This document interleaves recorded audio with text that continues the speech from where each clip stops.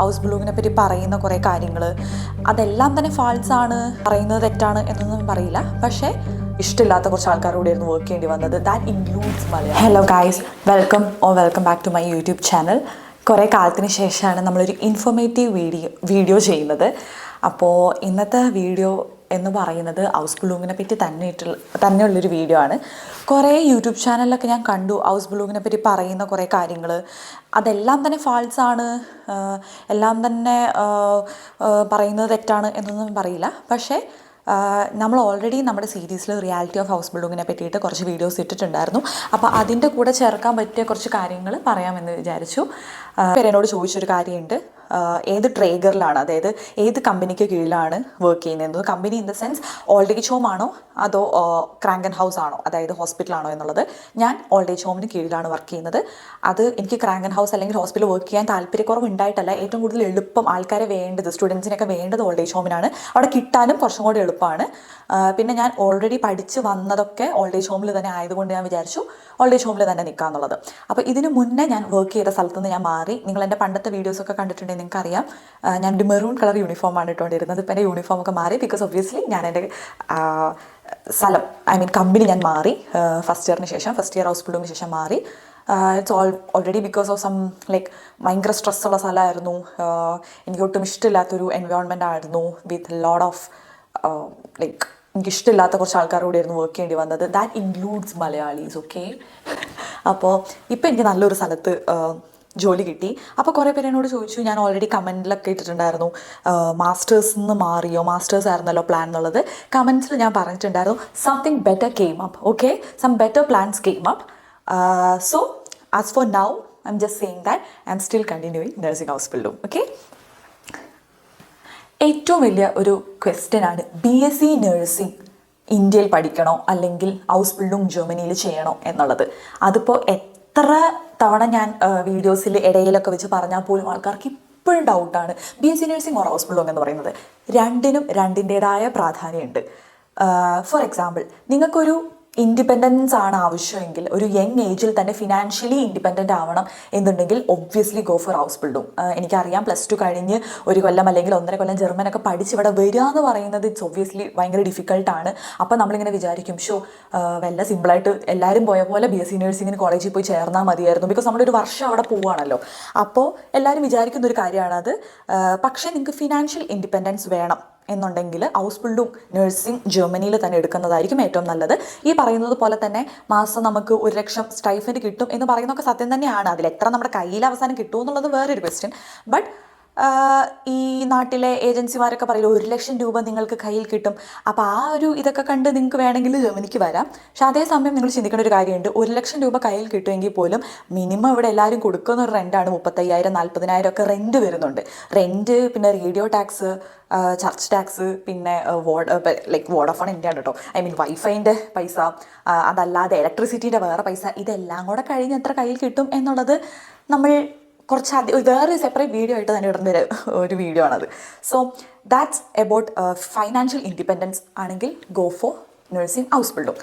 പിന്നെ nursing house ബിൽഡിങ്ങിൻ്റെ ഗുണങ്ങൾ എന്താണെന്ന് ചോദിച്ചു കഴിഞ്ഞാൽ, ഇപ്പോൾ ഒബ്വിയസ്ലി നാട്ടിലെ നഴ്സിംഗ് പഠിച്ചിട്ട് ഇവിടെ വന്നിട്ട് നമുക്ക് നേഴ്സായിട്ട് കയറാൻ പറ്റില്ല. നമുക്ക് ആദ്യത്തെ ഒരു 6 മാസം എനിക്ക് തോന്നുന്നു നമ്മൾ അന്നർക്കൻ്റ് ആവാനുണ്ട്. അതായത് ഇവിടുത്തെ നഴ്സിംഗ് ആയിട്ട് നാട്ടിലെ നഴ്സിംഗ് ഈക്വൽ ആണെന്ന് കാണിക്കേണ്ട ഒരു എക്സാം ഉണ്ട്. ഈ എക്സാമിൽ നമ്മൾ ഹൗസ് ബിൽഡിംഗ് ചെയ്യുന്ന സ്റ്റുഡൻസിനെ പോലെ തന്നെ നിങ്ങൾക്ക് മ്യൂണിലിഷും പ്രാക്ടീഷും ഷ്രിഫ്ലിഷും ഉണ്ടോ എന്ന് എനിക്കറിയില്ല. പ്രാക്ടീഷും മ്യൂണിലിഷും എന്താണെങ്കിലും ഈ എക്സാമിനുണ്ട്. അപ്പോൾ നാട്ടിൽ നിന്നുള്ളൊരു നേഴ്സ് ആണെങ്കിൽ പോലും നിങ്ങൾക്ക് ഇപ്പോൾ 10 വർഷത്തെ എക്സ്പീരിയൻസ് ഉണ്ടെങ്കിൽ പോലും ഇവിടെ വന്നിട്ട് നിങ്ങൾ അന്നർക്കെന്നും കാണിച്ച് തെളിയിക്കണം. അതേസമയം ജർമ്മനിയിൽ ഓൾറെഡി പഠിച്ച ആളാണെങ്കിൽ നിങ്ങൾക്ക് നേരെ നേഴ്സായിട്ട് കയറാം. അതായത് തേർഡ് ഇയർ കഴിയുന്നതിന് 2 മാസം മുന്നേ തൊട്ട് നിങ്ങൾക്ക്, അതായത് എക്സാം കഴിയുന്നതിന് മുന്നേ നിങ്ങൾക്ക് അപ്ലൈ ചെയ്ത് തുടങ്ങാം. സ്ഥലത്ത് എവിടെ വർക്ക് ചെയ്യണം എന്നൊക്കെ നിങ്ങൾക്ക് അപ്ലൈ ചെയ്ത് തുടങ്ങാം. അപ്പോൾ അങ്ങനെ ഒരു ഗുണം നഴ്സിംഗ് ഹൗസ് ബിൽഡിംഗ് ഇവിടെ പഠിച്ച സ്റ്റുഡൻസിനുണ്ട് എന്ന് പറയുന്ന ഒരു സത്യമാണ്. അപ്പോൾ ഞാൻ ഹോണസ്റ്റായിട്ട് പറഞ്ഞു കഴിഞ്ഞാൽ നഴ്സിംഗ് ഹൗസ് ബിൽഡിങ്ങിൽ കാണുന്ന ഏറ്റവും 2 ഗുണം ഇത് തന്നെയാണ്. അതായത് ഫൈനാൻഷ്യൽ ഇൻഡിപെൻഡൻസ്, പിന്നെ ഈ പറയുന്ന ഷെങ്കൻ വിസയുടേതായ വേറെ ഗുണങ്ങളുണ്ട്. നമുക്ക് കുറേ യൂറോപ്യൻ കൺട്രീസൊക്കെ കാണാം. അതല്ലാതെ പിന്നെയുള്ള സംഭവം എന്ന് പറയുന്നത് ഈ പറയുന്ന അന്നർക്കെന്നും ഇല്ലാതെ നേരെ ഡയറക്റ്റായിട്ട് വർക്ക് ചെയ്യാം എന്നുള്ളതാണ്. മാത്രമല്ല ഇവിടെ നഴ്സിംഗ് പഠിക്കുന്നത് കൊണ്ട് നമ്മൾ ജർമ്മനിലാണല്ലോ വർക്ക് ചെയ്യുന്നത്, ജർമ്മനിയിലാണല്ലോ വർക്ക് ചെയ്യുന്നത്. അപ്പോൾ കുറച്ചും കൂടെ വേർഡ്സ് നമുക്ക് സിമിലർ ആയിട്ട് കേട്ടും പരിചയമൊക്കെ കുറച്ചുകൂടി ഈസി ആയിരിക്കും നമ്മുടെ നഴ്സിംഗ് ജേണി. ഇനിഷ്യലി നമ്മുടെ നഴ്സിംഗ് ജേണി ഇവിടെ പഠിക്കുന്ന സ്റ്റുഡൻസിന് കുറച്ചും കൂടെ എളുപ്പമായിരിക്കും. അപ്പോൾ അതൊക്കെയാണ് ഞാൻ ജർമ്മനിയിലുള്ള നഴ്സിംഗ് കൊണ്ട് കാണുന്ന ലൈക്ക് 2-3 ഗുണം എന്ന് പറയുന്നത്. ഇനി ലെറ്റ്സ് ഗോ ഫോർ നാട്ടിലെ BSc നഴ്സിംഗ്.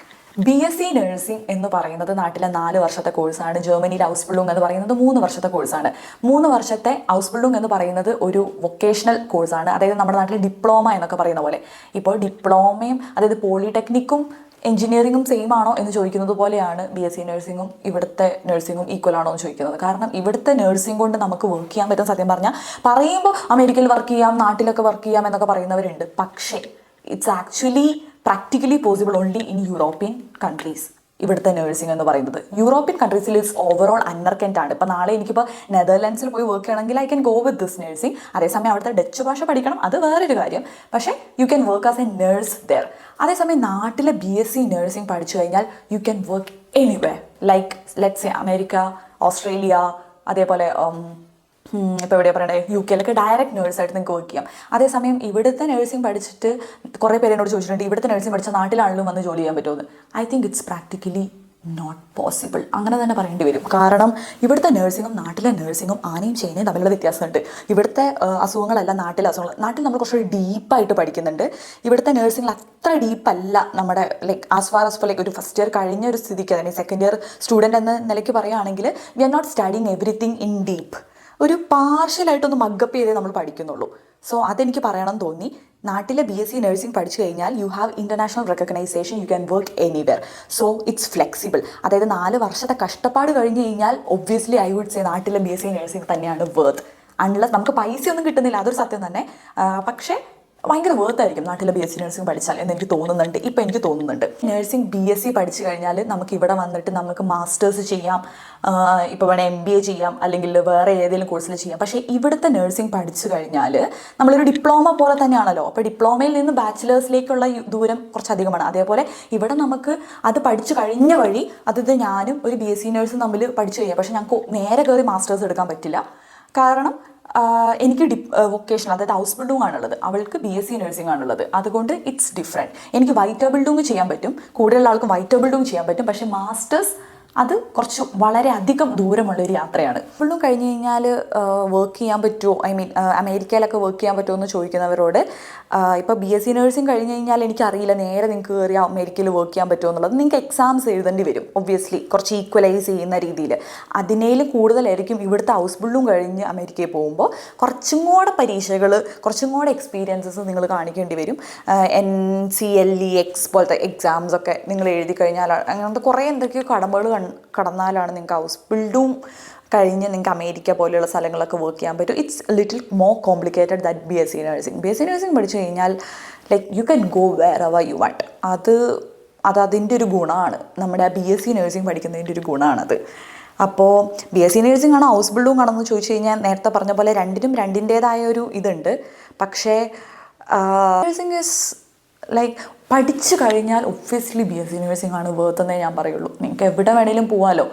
അപ്പോൾ think wisely before you plan something എന്നുള്ളതാണ് ഹൗസ്ബിൾഡിംഗ് അല്ലെങ്കിൽ BSc നഴ്സിംഗിന് ഇടയിൽ നിൽക്കുന്ന ആളുടെ അടുത്ത് എനിക്ക് പറയാനുള്ളത്.